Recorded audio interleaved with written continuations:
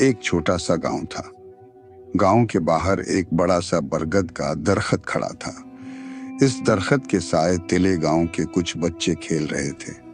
उमर, फैसल, आमना और साइमा एक तरफ करकट खेल रहे थे। उनकी हंसी, मजाक और शोर शराबा उनकी छोटी सी दुनिया का हिस्सा था।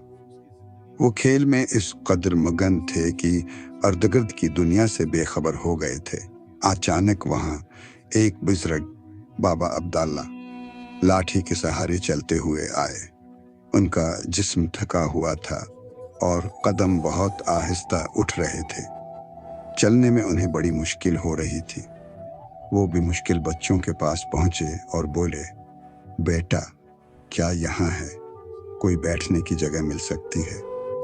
उमर, जो खेल में गर्क था, ने बेपरवाही से हाथ हिलाते हुए कहा, बाबा जी, आप कहीं और जाकर बैठें, हमें खेलने दें। हमारा खेल खराब ना करें, जाए ना यहाँ से। बाबा अब्दुल्ला को उमर का लहजा सुनकर दुख हुआ। वो कुछ कहना चाहते थे, लेकिन बस बड़बड़ा कर रह गए। साइमा ये सब देख रही थी। वो हमेशा बड़ों का एहतराम किया करती थी। उसने फौरन उमर की तरफ देखा और नरम लहजे में कहा, उमर, ऐसे नहीं कहते, हमें बड़ों की इज्जत करनी चाहिए। आमना, जो बहुत नरम दिल थी, ने करीब पड़ी एक चारपाई खींचते हुए कहा, बाबा जी, आप यहाँ तशरीफ रखें। बाबा अब्दुल्ला का चेहरा खुशी से चमक उठा। उनकी आंखों में सुकून झलका। उन्होंने मुस्कुराते हुए दुआ दी, अल्लाह तुम्हें हमेशा खुश रखे। आसी दौरान उम्र के नाना हाजी साहब वहां आ गए।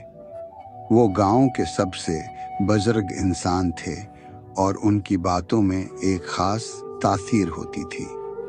उन्होंने उम्र की बात सुन ली थी। जब उन्होंने देखा कि उम्र के चेहरे पर शर्मिंदगी का कुछ एहसास जाग रहा है, तो उन्होंने उसे इशारे से बुलाया और प्यार से कहा, बेटा, तुमने अभी जो इन बुजुर्ग की इज्जत नहीं की, ये तुम्हारी तरबियत के खिलाफ है।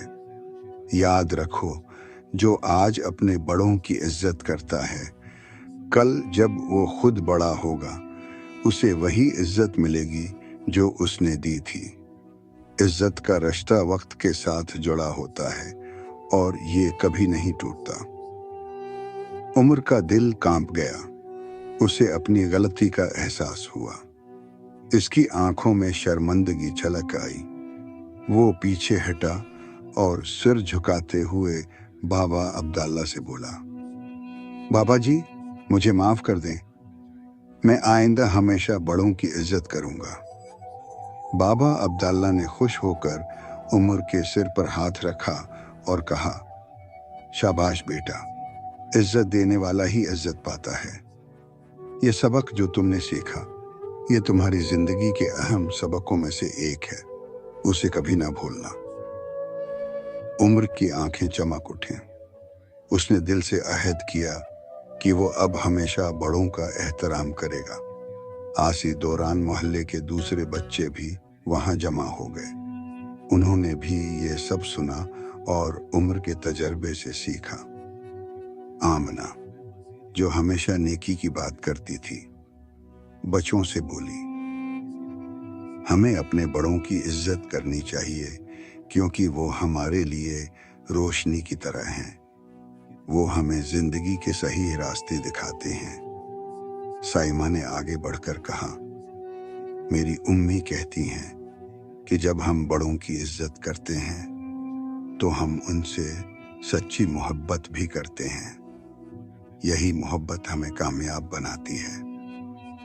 सब बच्चों ने इस बात पर सिर हिलाया और अहद किया कि वो हमेशा अपने बुजुर्गों की इज्जत करेंगे, चाहे वो कितने ही कमजोर या बूढ़े क्यों न हों। यूं एक छोटे से वाक़ये ने बच्चों के दिलों में बड़ों की इज्जत का सबक सजा दिया, जो उनके साथ जिंदगी भर रहना था। खत्म शद्दा खानी का पैगाम।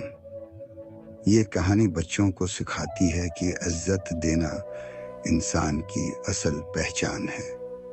جو دوسروں کو عزت دیتا ہے وہی عزت پاتا ہے۔ یہ سبق نہ صرف بچوں کے لیے بلکہ بڑوں کے لیے بھی ہے کہ عزت ایک عظیم جذبہ ہے جو ہمارے معاشرے کی بنیاد ہے۔ بچوں کے لیے تجویز: اس کہانی کو بچوں کو سنائیں اور ان سے کہیں کہ وہ اسے اپنے لفظوں میں دہرائیں۔ اس سے انہیں کہانی کا پیغام بہتر سمجھ آئے گا اور وہ اسے اپنی زندگی میں اپنائیں گے۔